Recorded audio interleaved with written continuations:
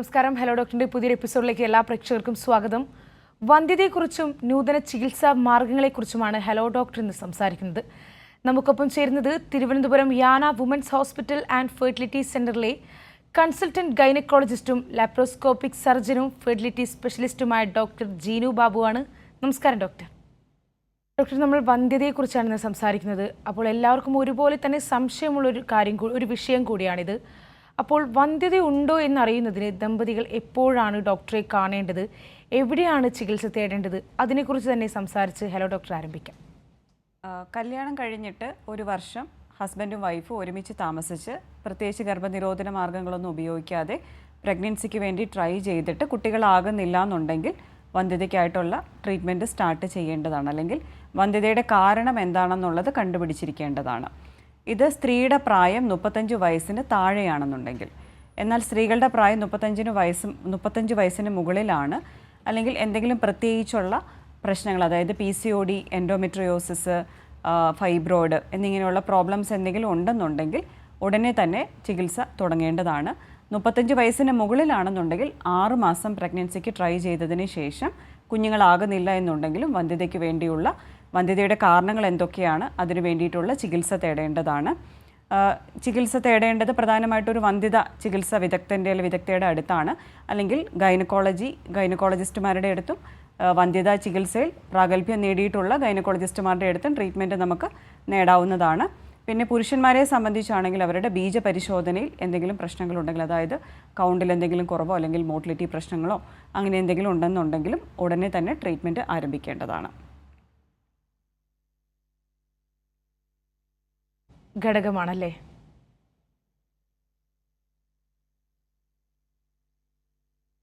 Doctor, അപ്പോൾ ഈ ഒരു അവസ്ഥയിൽ പ്രായം എപ്പോഴും ഒരു ഘടകമായിരിക്കില്ലേ? പ്രായം ഒരു പ്രധാനപ്പെട്ട ഘടകമാണ്. പ്രത്യേകിച്ച് സ്ത്രീകളെ സംബന്ധിച്ചിടത്തോളം അവരുടെ പ്രായം വളരെ പ്രധാനപ്പെട്ട ഒരു കാര്യമാണ്. സ്ത്രീകൾക്ക് 35 വയസ്സിന് ശേഷം അവരുടെ അണ്ടത്തിൻ്റെ അളവ് പെട്ടെന്ന് കുറയുകയും അണ്ടത്തിൻ്റെ ക്വാളിറ്റി കുറയുകയും ചെയ്യുന്നത് കൊണ്ട് തന്നെ ഗർഭിണിയാകാനുള്ള സാധ്യതകൾ വളരെ കുറവാണ് കാണുന്നത്. ചിലപ്പോൾ ചില സ്ത്രീകൾക്ക് 35 വയസ്സ് കഴിഞ്ഞാൽ നോർമലായിട്ടുള്ള ഗർഭധാരണം പോലും പോസിബിൾ അല്ലാത്ത വരുന്ന സിറ്റുവേഷൻസ് കാണാറുണ്ട്. ചിലപ്പോൾ IVF പോലെയുള്ള ട്രീറ്റ്മെൻറ്റ് ആവശ്യമായി വരാറുണ്ട്. അതുകൊണ്ട് തന്നെ നമ്മൾ ഈ പറഞ്ഞ കാലാവധിക്കുള്ളിൽ പ്രഗ്നൻസി ആകുന്നില്ല എന്നുണ്ടെങ്കിൽ നിർബന്ധമായിട്ടും ഒരു വന്ധ്യതാ സ്പെഷ്യലിസ്റ്റിന് അല്ലെങ്കിൽ ഇൻഫെർട്ടിലിറ്റി സ്പെഷ്യലിസ്റ്റിൻ്റെ അടുത്ത് പോയിട്ട് വന്ധ്യതയുടെ കാരണം എന്താണ്, അതിന് ആവശ്യമായിട്ടുള്ള ട്രീറ്റ്മെൻറ്റ് ഏതാണെന്നുള്ളത് നമ്മൾ കറക്റ്റായിട്ട് എടുത്തിരിക്കേണ്ടതാണ്. ഇപ്പോൾ ഡോക്ടർ പറഞ്ഞു വന്ധ്യതയുണ്ടാവുന്നതിൻ്റെ കാരണങ്ങൾ മനസ്സിലാക്കണമെന്നത്. അപ്പോൾ എന്തൊക്കെ കാരണങ്ങളായിരിക്കാം അത്? വന്ധ്യതയുടെ കാരണങ്ങൾ സ്ത്രീയുടെ കാരണങ്ങളാകാം, പുരുഷൻ്റെ കാരണങ്ങളാകാം, ചിലപ്പോൾ കമ്പൈൻ ഫാക്ടേഴ്സ് ആകാം. സ്ത്രീയുടെയും പുരുഷൻ്റെയും പ്രശ്നങ്ങൾ കൊണ്ടായിരിക്കാം. അതിൽ 40% സ്ത്രീകളുടെ പ്രശ്നങ്ങൾ കൊണ്ടാണ് കാണുന്നത്, 40% പുരുഷന്മാരുടെ പ്രശ്നങ്ങൾ കൊണ്ടാണ് കണ്ടുവരുന്നത്. സ്ത്രീകളെ സംബന്ധിച്ചാണെന്നുണ്ടെങ്കിൽ ഏറ്റവും പ്രധാനപ്പെട്ട കാരണം എന്ന് പറയുന്നത് ഓവുലേറ്ററി ഡിസ്ഫങ്ഷൻ, അല്ലെങ്കിൽ എല്ലാ മാസവും കറക്റ്റായിട്ട് അണ്ടോൽപാദനം അല്ലെങ്കിൽ ഓവുലേഷൻ നടക്കാതെ വരുന്ന സിറ്റുവേഷൻസിനാണ് ഓവുലേറ്ററി ഡിസ്ഫങ്ഷൻ എന്ന് പറയുന്നത്. മറ്റ് കാരണങ്ങളെന്ന് പറയുന്നത് നേരത്തെ നമ്മൾ സൂചിപ്പിച്ചതുപോലെ തന്നെ സ്ത്രീയുടെ പ്രായം കൂടി വരുന്നത്, അതായത് അഡ്വാൻസ് മെറ്റേണൽ ഏജ് കൂടുന്നതനുസരിച്ച് അണ്ടങ്ങളുടെ അളവ് കുറയുകയും നല്ല അണ്ടങ്ങളുടെ അളവ് ഇല്ലാതാകുകയും ചെയ്യുന്നത് കൊണ്ട് തന്നെ നോർമലായിട്ടുള്ള പ്രഗ്നൻസി സാധ്യമല്ലാതെ വരാം. ചിലപ്പോൾ ട്യൂബിലെ പ്രശ്നങ്ങളായിരിക്കാം. നോർമലായിട്ട് പ്രഗ്നൻസി നടക്കണമെന്നുണ്ടെങ്കിൽ അണ്ടവാഹിനി കുഴലുകൾ ക്ലിയർ ആയിരിക്കണം. ചില സ്ത്രീകൾക്ക് അണ്ടവാഹിനി കുഴലുകളിൽ എന്തെങ്കിലും സർജറി ചെയ്തവരോ അല്ലെങ്കിൽ എന്തെങ്കിലും ബ്ലോക്ക് ഉള്ളവരോ ആണെന്നുണ്ടെങ്കിലും അവർക്ക് വന്ധ്യത ഉണ്ടാകാനുള്ള സാധ്യതകൾ വളരെ കൂടുതലാണ്. മറ്റൊരു കാരണം എന്ന് പറയുന്നത് ഗർഭപാത്രത്തിൻ്റെ എന്തെങ്കിലും പ്രശ്നങ്ങൾ, അതായത് ഗർഭപാത്രത്തിൽ മുഴകളോ അല്ലെങ്കിൽ അറകൾ അങ്ങനെ, അല്ലെങ്കിൽ ഗർഭപാത്രത്തിൻ്റെ ഷേപ്പിലുള്ള പ്രത്യേകതയോ, ജനിച്ചപ്പോൾ തന്നെ അവർക്ക് എന്തെങ്കിലും യൂട്രസിന് അനോമലീസോ അങ്ങനെയുള്ളവർക്കും ഗർഭധാരണം ചിലപ്പോൾ നടക്കാൻ സാധിക്കാത്തതായിട്ട് കാണാറുണ്ട്. പിന്നെ ഹോർമോണൽ ഇഷ്യൂസ്, അതായത് PCOD, തൈറോയ്ഡ് എന്നിങ്ങനെയുള്ള ഹോർമോണൽ ഇഷ്യൂസ് അല്ലെങ്കിൽ അമിതവണ്ണമുള്ള സ്ത്രീകൾക്കും വന്ധ്യത ഉള്ളതായിട്ട് കാണപ്പെടാറുണ്ട്. 40% പുരുഷന്മാരുടെ കാരണങ്ങൾ കൊണ്ടാണ് വന്ധ്യത കാണുന്നത്. പുരുഷന്മാരുടെ കാരണങ്ങളിൽ പ്രധാനമായിട്ടും ബീജപരിശോധനയിലുള്ള പ്രശ്നങ്ങളാണ് കാണാറുള്ളത്. ബീജപരിശോധനയിൽ ബീജത്തിൻ്റെ അളവ് കുറഞ്ഞിരിക്കുന്നതായിട്ടും മോട്ടിലിറ്റി കുറവായിട്ടും ചിലർക്ക് നല്ല ബീജങ്ങളുടെ അളവ് കുറവായിട്ടും കാണാറുണ്ട്. ചിലരെ സംബന്ധിച്ചിടത്തോളം ബീജത്തിൻ്റെ ഉൽപ്പാദനം ശരിയായിട്ടുണ്ടായിരിക്കാം, എന്നാൽ ബീജം പുറത്തു വരുന്നതിനുള്ള ബുദ്ധിമുട്ടുകൾ, അതല്ലെങ്കിൽ ഒബ്സ്ട്രക്ഷൻ എന്ന് പറയും, അങ്ങനെയുള്ള പ്രശ്നങ്ങളും ചിലപ്പോൾ വന്ധ്യതയ്ക്ക് കാരണമാകാറുണ്ട്. മറ്റു പുരുഷന്മാരെ സംബന്ധിച്ചിടത്തോളം പ്രശ്നങ്ങളിൽ എന്തെങ്കിലും വേരിക്കോസിൽ ഞരമ്പ് തടിക്കുന്ന പോലെയുള്ള പ്രശ്നങ്ങളുണ്ടെങ്കിലും ചിലപ്പോൾ അത് വന്ധ്യതയ്ക്ക് കാരണമായിട്ട് കാണപ്പെടാറുണ്ട്. 10 തൊട്ട് 15% വരെ അൺഎക്സ്പ്ലെയിൻഡ് ആയിട്ട്, അതായത് സ്ത്രീയുടെയും പുരുഷൻ്റെയും പ്രത്യേകിച്ചായിട്ടുള്ള കാരണങ്ങളൊന്നും നമുക്ക് കണ്ടുപിടിക്കാനായിട്ട് സാധിക്കുകയില്ല. അതിനാണ് അൺഎക്സ്പ്ലെയിൻഡ് ഇൻഫെർട്ടിലിറ്റി എന്ന് പറയുന്നത്. അതും ചില കപ്പിൾസിൽ കാണാറുണ്ട്. പിന്നെ കമ്പൈൻ ഫാക്ടേഴ്സ് ആകാം, സ്ത്രീയുടെയും പുരുഷൻ്റെയും കാരണങ്ങൾ ഒരുമിച്ച് കൊണ്ടും വന്ധ്യതയുടെ കാരണങ്ങളായിട്ട് കാണപ്പെടാറുണ്ട്. ഡോക്ടർ, അപ്പോൾ ഇത് നേരത്തെ തന്നെ മനസ്സിലാക്കാനുള്ള ടെസ്റ്റുകൾ എന്തൊക്കെയാണ്?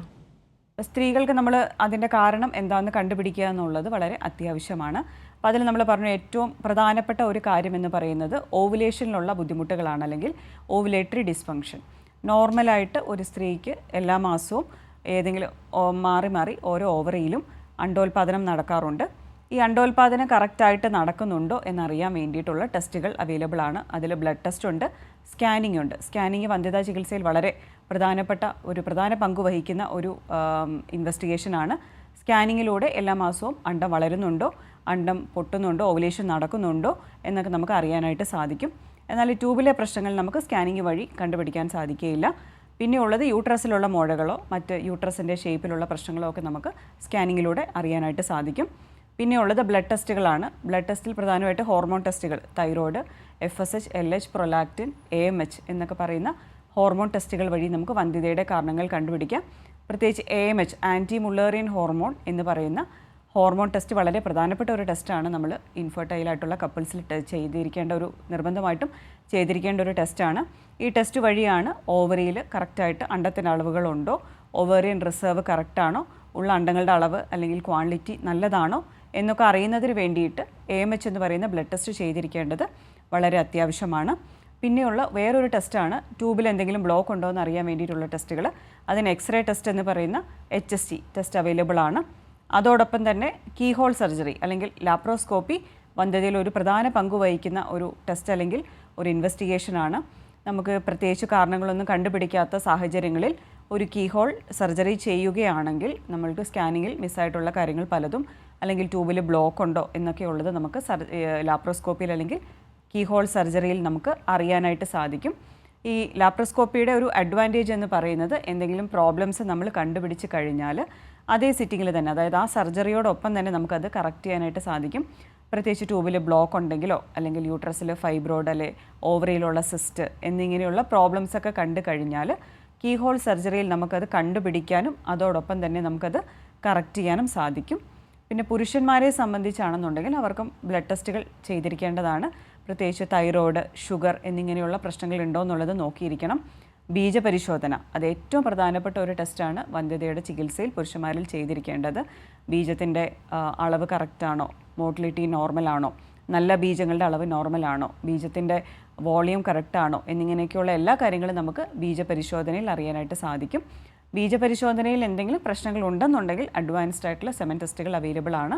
അത് ഓരോ പേഷ്യൻസിനും ഡിഫറെൻ്റ് ആയിട്ടാണ് നമ്മൾ ചെയ്തുകൊണ്ടിരിക്കുന്നത്.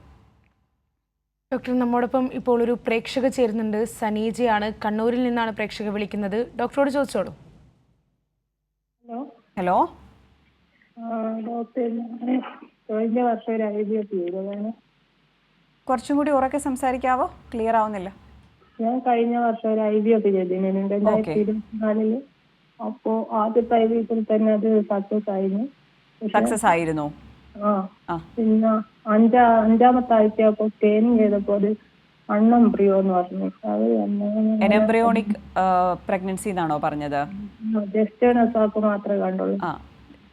അതിന് നമ്മൾ എംബ്രിയോണിക് പ്രഗ്നൻസി അല്ലെങ്കിൽ ബ്ലൈറ്റഡ് ഓവം എന്ന് പറയും ഇത്തരത്തിലുള്ള പ്രഗ്നൻസികൾ. അതായത് പ്രഗ്നൻ്റ് ആകും, പക്ഷെ കുഞ്ഞിന് ചുറ്റുമുള്ള ആവരണമായ ജസ്റ്റേഷണൽ സാക്ക് എന്ന് പറയുന്ന ഒരു ആവരണം മാത്രമേ ഇത്തരത്തിലുള്ള പ്രഗ്നൻസിയിൽ നമ്മൾ കാണുകയുള്ളൂ. കുഞ്ഞിൻ്റെ ഭാഗങ്ങളോ കുഞ്ഞിൻ്റെ ഹാർട്ട് ബീറ്റോ ഒന്നും നമ്മൾ ഇങ്ങനെയുള്ള പ്രഗ്നൻസികൾ കാണാറില്ല. അപ്പോൾ അതിനാണ് എംബ്രിയോണിക് പ്രഗ്നൻസി എന്ന് പറയുന്നത്. അതൊരു ഹെൽത്തി അല്ലാത്ത പ്രഗ്നൻസി ആയതുകൊണ്ട് തന്നെയാണ് കുഞ്ഞിൻ്റെ ഭാഗങ്ങളിൽ തെളിയാത്തത്. അത് ചിലപ്പോൾ എംബ്രിയോയുടെ ക്വാളിറ്റി ഡിപ്പെൻഡ് ചെയ്തിരിക്കാം, ചിലരുടെ അണ്ടത്തിൻ്റെ ക്വാളിറ്റീനെ ഡിപ്പെൻഡ് ചെയ്തിരിക്കാം. ചിലപ്പോൾ ട്രാൻസ്ഫർ ചെയ്ത എംബ്രിയോയുടെ ക്വാളിറ്റി നല്ല A ഗ്രേഡ് എംബ്രിയോ അങ്ങനത്തെ എംബ്രിയോസ് അല്ല എന്നുണ്ടെങ്കിലും അങ്ങനെയുള്ള പ്രഗ്നൻസികൾ ആകാനുള്ള സാധ്യതയുണ്ട്. ചില പ്രഗ്നൻസികളിൽ ചിലപ്പോൾ ജനറ്റിക് പ്രശ്നങ്ങൾ അല്ലെങ്കിൽ ക്രോമസോമൽ പ്രശ്നങ്ങൾ കാരണം ചിലപ്പോൾ ഇങ്ങനെ കാണാറുണ്ട്. ഡോക്ടർ അങ്ങനെ കുഴപ്പമൊന്നുമില്ല, എംബ്രിയോയില് കുഴപ്പമൊന്നുമില്ല എന്ന് പറഞ്ഞു. ക്രോമസോം പ്രശ്നം നല്ല ഭ്രൂണമായിരുന്നു ട്രാൻസ്ഫർ ചെയ്തതല്ലേ? ഈ പ്രഗ്നൻസിയിൽ എന്തെങ്കിലും ഒരു ജനറ്റിക് ടെസ്റ്റുകളോ അങ്ങനെ എന്തെങ്കിലും ചെയ്തിരുന്നോ? ചെയ്തിരുന്നു. ജനറ്റിക് ടെസ്റ്റ് ഒക്കെ നോർമൽ ആയിരുന്നോ? ഒരു ബ്ലഡ് ടെസ്റ്റ് പോസിറ്റീവ് ആയിരുന്നു. ബ്ലഡ് ടെസ്റ്റ് ചെയ്തല്ലാതെ ജനറ്റിക് ടെസ്റ്റുകളായിട്ടൊന്നും ചെയ്തിട്ടില്ല അല്ലേ? ഇല്ല ഇല്ല. ജനറ്റിക് ടെസ്റ്റ് ഒരു പ്രധാന ടെസ്റ്റാണ്. നമ്മൾ ഈ അബോർഷൻ ആയി കഴിയുമ്പോൾ അബോർഷൻ ആവുന്ന കുഞ്ഞിൻ്റെ ജനറ്റിക് പരിശോധന, ജനിതക പരിശോധനകൾ ചെയ്ത് കഴിഞ്ഞാൽ അത് കാരണമാണോ അബോർഷൻ അല്ലെങ്കിൽ വളർച്ച വരാതിരുന്നത് എന്നുള്ളത് നമുക്ക് അറിയാനായിട്ട് സാധിക്കും. അബോർഷൻ ആയ ഒരു ടെസ്റ്റ് ചെയ്തിന്, ബ്ലഡ് ടെസ്റ്റ് ചെയ്തിന്. ബ്ലഡാണ് പരിശോധിച്ചത് അല്ലേ? ആ ആ കുഞ്ഞിനെ തന്നെ പരിശോധിക്കണം. അതായത് കുഞ്ഞിന് ചുറ്റുമുള്ള സാക്ക് എടുത്ത് നമ്മൾ പരിശോധിക്കാറുണ്ട്. അതിൽ കാരിയോ ടൈപ്പിംഗ് എന്ന് പറയുന്ന ഒരു ടെസ്റ്റാണ് നമ്മൾ പൊതുവേ ചെയ്യാറുള്ളത്. അങ്ങനെയുള്ള ടെസ്റ്റുകൾ എന്തെങ്കിലും പോസിറ്റീവ് ആണെന്നുണ്ടെങ്കിൽ പാരൻസിൻ്റെ, അച്ഛൻ്റെയും അമ്മയുടെയും ടെസ്റ്റുകൾ, ബ്ലഡ് ടെസ്റ്റ്, ജനറ്റിക് ടെസ്റ്റുകളും ചെയ്തിരിക്കേണ്ടതാണ്. കൂടുതലായിരുന്നു. PCOD അങ്ങനെ എന്തെങ്കിലും പ്രശ്നങ്ങൾ ഉണ്ടായിരുന്നോ? PCOD ഉണ്ട്. PCOD ഉള്ള ചില സ്ത്രീകളിൽ അണ്ടത്തിൻ്റെ ക്വാളിറ്റിയിലൊക്കെ ചിലപ്പോൾ ചില ബുദ്ധിമുട്ടുകൾ കാണാറുണ്ട്. അപ്പം അങ്ങനെയുള്ളവർക്ക് ഇത്തരത്തിൽ പ്രഗ്നൻസി ലോസ് ആവുന്നതായിട്ടോ. അമിതവണ്ണമുള്ള ആളാണോ? ഇല്ല, അവന്റെ വണ്ണമൊന്നുമില്ല. സമയമൊന്നുമില്ല. ഓക്കെ. അപ്പം എന്തെങ്കിലും ഒരു അണ്ടത്തിൻ്റെ ക്വാളിറ്റിയിലോ എന്തെങ്കിലും വന്ന ഒരു പ്രോബ്ലം ആയിരിക്കാം. ശരി, പ്രേക്ഷകയ്ക്ക് മനസ്സിലായെന്ന് കരുതുന്നു. ഡോക്ടർ, ഇപ്പോൾ നമുക്ക് പുരുഷന്മാർക്കും സ്ത്രീകൾക്കും പ്രത്യേകതര ചികിത്സാ രീതികളായിരിക്കുമല്ലോ. അപ്പോൾ ആ ഒരു ചികിത്സാ രീതികളെ പറ്റി ഒന്ന് പറയാമോ? സ്ത്രീകൾക്കാണെന്നുണ്ടെങ്കിൽ പലതരത്തിലുള്ള ചികിത്സാ രീതികളുണ്ട്. അത് ഏത് പ്രായത്തിലാണ് അവരുടെ കല്യാണം കഴിയുന്നത്, ഏത് പ്രായത്തിലാണ് അവർ പ്രഗ്നൻസിക്ക് നോക്കി തുടങ്ങുന്നത് എന്നൊക്കെയുള്ളത് വളരെ പ്രധാനപ്പെട്ട ഒരു കാര്യമാണ്. 35 വയസ്സിൽ താഴെയുള്ള സ്ത്രീകളാണെന്നുണ്ടെങ്കിൽ അവരുടെ കല്യാണം കഴിഞ്ഞ് 1 വർഷം കഴിഞ്ഞതിന് ശേഷം പ്രഗ്നൻസി ആകുന്നില്ല എന്നുണ്ടെങ്കിൽ ആദ്യം തന്നെ നമ്മൾ പറഞ്ഞ പോലെ അതിൻ്റെ കാരണം എന്താണെന്നുള്ളത് കണ്ടുപിടിക്കുക. ഇപ്പോൾ കാരണം കണ്ടുപിടിച്ച് കഴിയുമ്പോൾ അതെന്തെങ്കിലും ഓവുലേഷനൊക്കെ ആകാനുള്ള ബുദ്ധിമുട്ടാണെന്നുള്ളവർക്കാണെങ്കിൽ ഓവുലേഷൻ വരുത്തിക്കാൻ വേണ്ടിയിട്ടുള്ള മെഡിസിൻസ് അവൈലബിൾ ആണ്, ഇഞ്ചെക്ഷൻസ് അവൈലബിൾ ആണ്. അങ്ങനെയുള്ളവരിൽ നമ്മൾ എല്ലാ മാസവും അവരുടെ പീരീഡ്സിൻ്റെ സമയത്ത് ഓവുലേഷൻ ആകാൻ വേണ്ടിയുള്ള മരുന്നുകൾ കൊടുത്തതിന് ശേഷം സ്കാനിങ് വഴി എഗ്ഗിൻ്റെ വളർച്ച കറക്റ്റായിട്ട് വരുന്നുണ്ടോ എന്ന് നോക്കി നോർമലായിട്ട് നടത്തുന്ന ചികിത്സകളുണ്ട്. അതിനാണ് ഓവുലേഷൻ ഇൻഡക്ഷൻ എന്നാണ് പറയുന്നത്. ഓവുലേഷൻ ഇൻഡക്ഷൻ വിത്ത് ടൈംഡ് ഇൻ്റർകോഴ്സ് എന്ന് പറയും. നോർമലായിട്ടുള്ള പ്രഗ്നൻസിക്ക് വേണ്ടി അവർക്ക് നോർമൽ ട്രീറ്റ്മെൻറ്റ് അവർക്കത് സ്വീകരിക്കാം. എന്നാൽ ഈ ട്രീറ്റ്മെൻറ്റിൻ്റെ വിജയശതമാനം എന്ന് പറയുന്നത് 5 തൊട്ട് 10% വരെ മാത്രമാണ്. ചില സ്ത്രീകളെ സംബന്ധിച്ചിടത്തോളം പല മാസങ്ങളിലും ഇതുപോലെയുള്ള ഓവുലേഷന് വേണ്ടിയിട്ടുള്ള ടാബ്ലറ്റ്സും ഇഞ്ചെക്ഷൻസൊക്കെ എടുത്തു. എന്നാൽ ഓവുലേഷൻ കറക്റ്റായിട്ട് നടക്കുന്നില്ല, പ്രത്യേകിച്ച് PCOD ഒക്കെ ഉള്ള സ്ത്രീകളിലാണെന്നുണ്ടെങ്കിൽ അത്തരക്കാർക്ക് നമുക്ക് ലാപ്രോസ്കോപ്പി ട്രീറ്റ്മെൻറ്റ് എടുക്കാവുന്നതാണ്. ലാപ്രോസ്കോപ്പിയിലൂടെ ഓവറിയിൽ ചെറിയ ഡ്രില്ലിംഗ് ചെയ്യുക എന്ന് പറയും, PCO ഡ്രില്ലിംഗ് എന്ന് പറയും.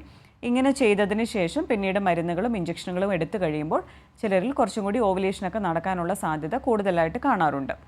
എന്നാൽ ചില സ്ത്രീകളിൽ ഓവുലേഷൻ നടന്നിട്ടും പ്രഗ്നൻ്റ് ആകാതെ വരുന്ന സാഹചര്യങ്ങളിൽ അവർക്ക് ട്യൂബിൽ ബ്ലോക്ക് ഉണ്ടോ എന്ന് നോക്കേണ്ടത് വളരെ അത്യാവശ്യപ്പെട്ട ഒരു കാര്യമാണ്. അപ്പോൾ നമ്മൾ നേരത്തെ പറഞ്ഞതുപോലെ തന്നെ ട്യൂബിലെ ബ്ലോക്ക് നോക്കുന്ന ടെസ്റ്റുകൾ അവൈലബിൾ ആണ്.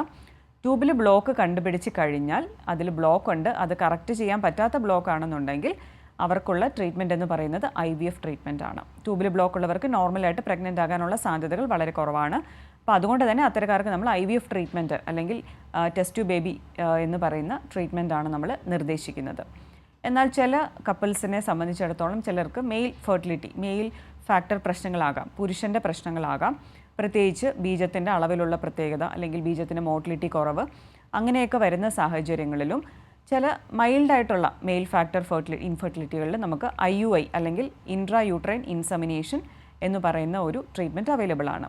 അത് വളരെ ഒരു OP ബേസ്ഡ് നമ്മൾ ചെയ്യുന്ന ഒരു ട്രീറ്റ്മെൻറ്റ് ആണ്, വളരെ ചെറിയൊരു ട്രീറ്റ്മെൻറ്റ് ആണത്. ഈ ട്രീറ്റ്മെൻറ്റിൻ്റെ വിജയസാധ്യത എന്ന് പറയുന്നത് 10 തൊട്ട് 15% വരെയാണ്. അപ്പം മെയിൽ ഫാക്ടർ ഇൻഫെർട്ടിലിറ്റി ഉള്ളവർക്കും പിന്നെ മൾട്ടിപ്പിൾ സൈക്കിൾസ് നമ്മൾ ട്രീറ്റ്മെൻറ്റ് എടുത്തിട്ടും പ്രഗ്നൻ്റ് ആകാത്തവർക്കും മിനിമൽ എൻഡോമെട്രിയോസിസ് പോലെയുള്ള കേസുകൾ അല്ലെങ്കിൽ അൺഎക്സ്പ്ലെയിൻഡ് ഇൻഫെർട്ടിലിറ്റി, പ്രത്യേകിച്ച് കാരണങ്ങൾ കണ്ടുപിടിക്കാത്ത കപ്പിൾസിലുമൊക്കെ നമുക്ക് IUI അല്ലെങ്കിൽ ഇൻട്രാ യൂട്രൈൻ ഇൻസെമിനേഷൻ എന്ന് പറയുന്ന ഒരു ചികിത്സാ രീതി സ്വീകരിക്കാവുന്നതാണ്. എന്നാൽ ചില കപ്പിൾസിനെ സംബന്ധിച്ചിടത്തോളം സ്ത്രീയുടെ പ്രായം 35 ഇയേഴ്സിന് മുകളിലായിരിക്കും. ചിലരുടെ ഒവേറിയൻ റിസർവ് അല്ലെങ്കിൽ AMHൻ്റെ വാല്യൂ വളരെ കുറവായിട്ടുള്ള കപ്പിൾസിൽ അല്ലെങ്കിൽ സ്ത്രീകളിൽ IVF ട്രീറ്റ്മെൻറ്റിലോട്ട് ഡയറക്റ്റായിട്ട് പോകുന്നത് തന്നെയായിരിക്കും നല്ലത്. അതിൽ സ്ത്രീയുടെ പ്രായം 40 വയസ്സിന് മുകളിലോട്ടാണെന്നുണ്ടെങ്കിൽ എത്രയും പെട്ടെന്ന് തന്നെ അവർ IVF ട്രീറ്റ്മെൻറ്റ് സ്വീകരിക്കേണ്ടതാണ്. ഇല്ല എന്നുണ്ടെങ്കിൽ അവരുടെ നോർമലായിട്ടുള്ള ഓവറിയിലുള്ള അണ്ടങ്ങളുടെ അളവ് പെട്ടെന്ന് കുറയാനുള്ള സാധ്യത വളരെ കൂടുതലാണ്. ഈ IVF ട്രീറ്റ്മെൻറ്റ് അല്ലെങ്കിൽ ഇൻവിട്രോ ഫെർട്ടിലൈസേഷൻ എന്ന് പറയുന്നത് ടെസ്റ്റ് ടു ബേബി എന്ന് പറയുന്ന ട്രീറ്റ്മെൻ്റ് ആണ്. ഇതിൻ്റെ വിജയശതമാനം എന്ന് പറയുന്നത് WHOയുടെ കണക്ക് പ്രകാരം 30 തൊട്ട് 40%. ഇതൊക്കെയാണ് പ്രധാനമായിട്ടും നമ്മൾ വന്ധ്യതാ ചികിത്സയിൽ ഓഫർ ചെയ്യുന്ന ട്രീറ്റ്മെൻറ്റ്സ് എന്ന് പറയുന്നത്. ഡോക്ടർ, അപ്പോൾ ഈ ഒരു IVF ട്രീറ്റ്മെൻറ്റിലേക്ക് നമ്മൾ കടക്കുമ്പോൾ അതിൻ്റെ റിസ്ക് എലമെൻറ്റ്സ് സാധാരണ ഒരു പ്രഗ്നൻസി പോലെ തന്നെയാണോ, അല്ലെങ്കിൽ അതിൽ കൂടുതലൊരു റിസ്ക് എലമെൻറ്റ്സ് ഉണ്ടാവുന്നുണ്ടോ? നോർമൽ പ്രഗ്നൻസിയിൽ നിന്നും കുറച്ച് വ്യത്യാസം വരുന്നുണ്ട് നമ്മൾ ട്രീറ്റ്മെൻറ്റ് എടുത്തിട്ടുള്ള പ്രഗ്നൻസികളിൽ. നമ്മൾ നേരത്തെ പറഞ്ഞതുപോലെ തന്നെ ഓവുലേഷൻ ഇൻഡക്ഷൻ അല്ലെങ്കിൽ IUI ട്രീറ്റ്മെൻറ്റുകൾ വഴി പ്രഗ്നൻ്റ് ആകുന്ന പ്രഗ്നൻസികളിൽ വലിയ കോംപ്ലിക്കേഷൻസ് വരുന്നതായിട്ട് കാണാറില്ല. എന്നാൽ IVF ട്രീറ്റ്മെൻറ്റ് വഴിയുള്ള പ്രഗ്നൻസിക്ക് കുറച്ചും കൂടി കോംപ്ലിക്കേഷൻസ് കാണാറുണ്ട്. പ്രത്യേകിച്ച് ആദ്യത്തെ 3 മാസങ്ങളിൽ അബോർഷൻ റിസ്ക്, ബ്ലീഡിംഗ് റിസ്ക് വളരെ കൂടുതലാണ്. ട്യൂബിൽ പ്രഗ്നൻസി വരാനുള്ള സാധ്യത കൂടുതലാണ്. 3 മാസത്തിന് ശേഷമാണെങ്കിലും പ്രത്യേകിച്ച് IVF പ്രഗ്നൻസിയിൽ ട്വിൻസ് പ്രഗ്നൻസിയൊക്കെ വരാനുള്ള സാധ്യത കൂടുതലായതുകൊണ്ട് തന്നെ പ്രഗ്നൻസി ഇൻഡ്യൂസ്ഡ് ആയിട്ടുള്ള ഡയബറ്റിസ്, ഹൈപ്പർ ടെൻഷൻ, പ്രീടേം ലേബർ, അതായത് മാസം തികയാതെ വേദന വരാനുള്ള സാധ്യതകളൊക്കെ വളരെ കൂടുതലാണ്. അതുപോലെ തന്നെ അമിതവണ്ണമുള്ള സ്ത്രീകളിലാണെന്നുണ്ടെങ്കിൽ അതിനനുസരിച്ച് ബ്ലഡ് ക്ലോട്ട് ആവാനുള്ള റിസ്ക് ഉണ്ടാകാം. നോർമൽ ഡെലിവറി സാധ്യമല്ലാത്ത കോംപ്ലിക്കേഷൻസ് ഒക്കെ കാണാറുണ്ട്. ഡോക്ടർ, ഇതൊരു സാധാരണക്കാർക്ക് ഇത് എത്രത്തോളം സ്വീകാര്യമാണ്? മാത്രമല്ല ഈ ഒരു ട്രീറ്റ്മെൻറ്റ് പൊതുജനങ്ങൾക്ക് എത്രത്തോളം സ്വീകാര്യമാണ്? നോർമൽ ട്രീറ്റ്മെൻറ്റ്സ് ആയ ഓവുലേഷൻ ഇൻഡക്ഷൻ അല്ലെങ്കിൽ IUI എന്നൊക്കെ പറയുന്ന ട്രീറ്റ്മെൻറ്റ്സ് നമ്മൾ നോർമലായിട്ട് OPയിൽ വരുന്ന സമയത്ത് ഒരു കപ്പിൾ വരുമ്പോൾ അവരുടെ അടുത്ത് ഡീറ്റെയിൽഡ് ആയിട്ട് ഡിസ്കസ് ചെയ്യും. ട്രീറ്റ്മെൻറ്റ് ഓപ്ഷൻസ് കൊടുത്തു കഴിയുമ്പോഴും അവർ നോർമലായിട്ട് അക്സെപ്റ്റ് ചെയ്യാറുള്ള ഒരു ട്രീറ്റ്മെൻറ്റാണ് ഓവുലേഷൻ ഇൻഡക്ഷൻ അല്ലെങ്കിൽ IUI ട്രീറ്റ്മെൻറ്റുകളൊക്കെ. പിന്നെ പ്രത്യേകിച്ച് കാരണങ്ങളൊന്നും നമുക്ക് ഇതുവരെ കണ്ടുപിടിക്കാൻ പറ്റാത്ത കപ്പിൾസിലാണെന്നുണ്ടെങ്കിൽ ലാപ്രോസ്കോപ്പി എന്ന് പറയുന്ന ട്രീറ്റ്മെൻറ്റ് എല്ലാവരും വളരെയേറെ സ്വീകാര്യത നൽകുന്ന ഒരു ട്രീറ്റ്മെൻറ്റാണ്. IVF ട്രീറ്റ്മെൻറ്റ് അല്ലെങ്കിൽ ഇൻവിട്രോ ഫെർട്ടിലൈസേഷൻ, ICSI ട്രീറ്റ്മെൻറ്റ്സ് ഒക്കെ വരുമ്പോഴാണ് പലർക്കും പല തെറ്റിദ്ധാരണകളും ഈ ട്രീറ്റ്മെൻറ്റിനെ പറ്റിയുള്ളത്.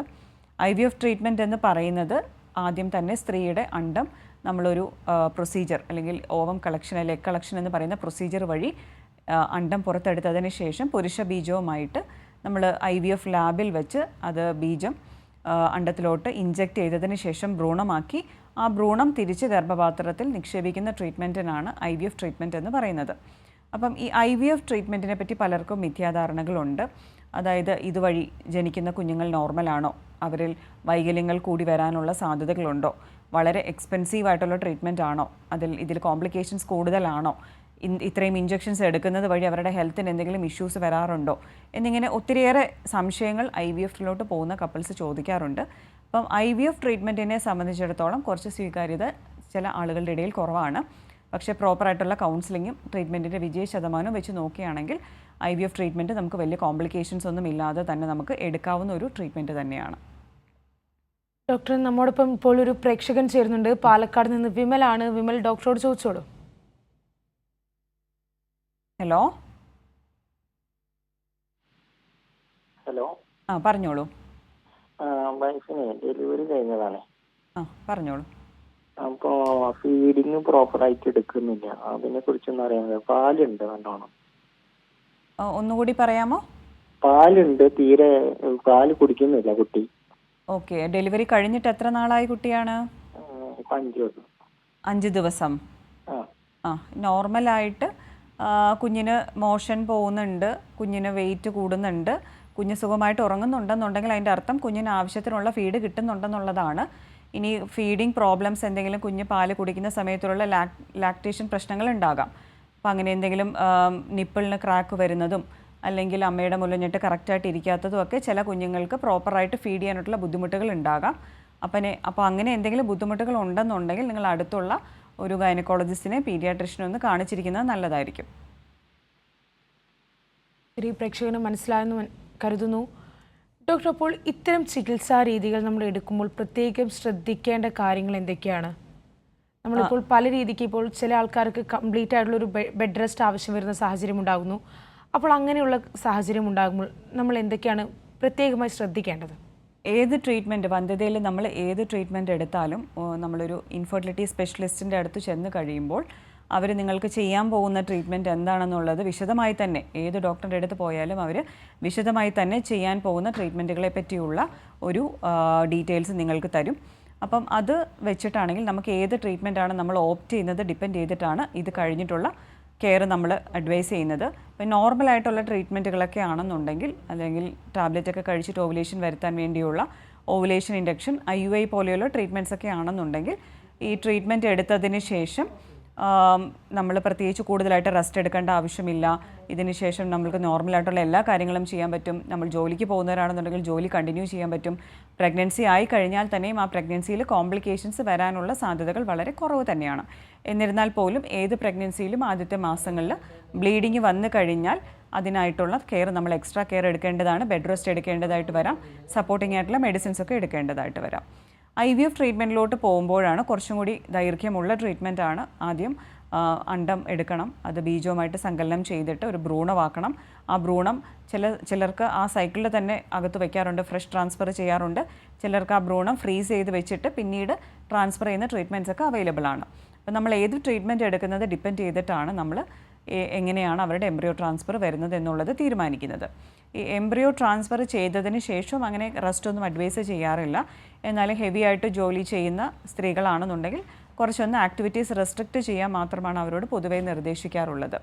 അവരുടെ പ്രഗ്നൻസി പോസിറ്റീവ് ആയതിനു ശേഷം നോർമൽ പ്രഗ്നൻസി പോലെയല്ല ആദ്യത്തെ 3 മാസം കുറച്ച് മെഡിസിൻസിൻ്റെ ഹോർമോൺ ടാബ്ലറ്റ്സ് ആയിട്ടും ഹോർമോൺ ഇഞ്ചെക്ഷൻസ് ആയിട്ടും IVF ട്രീറ്റ്മെൻറ്റിൽ ആവശ്യം വരാറുണ്ട്.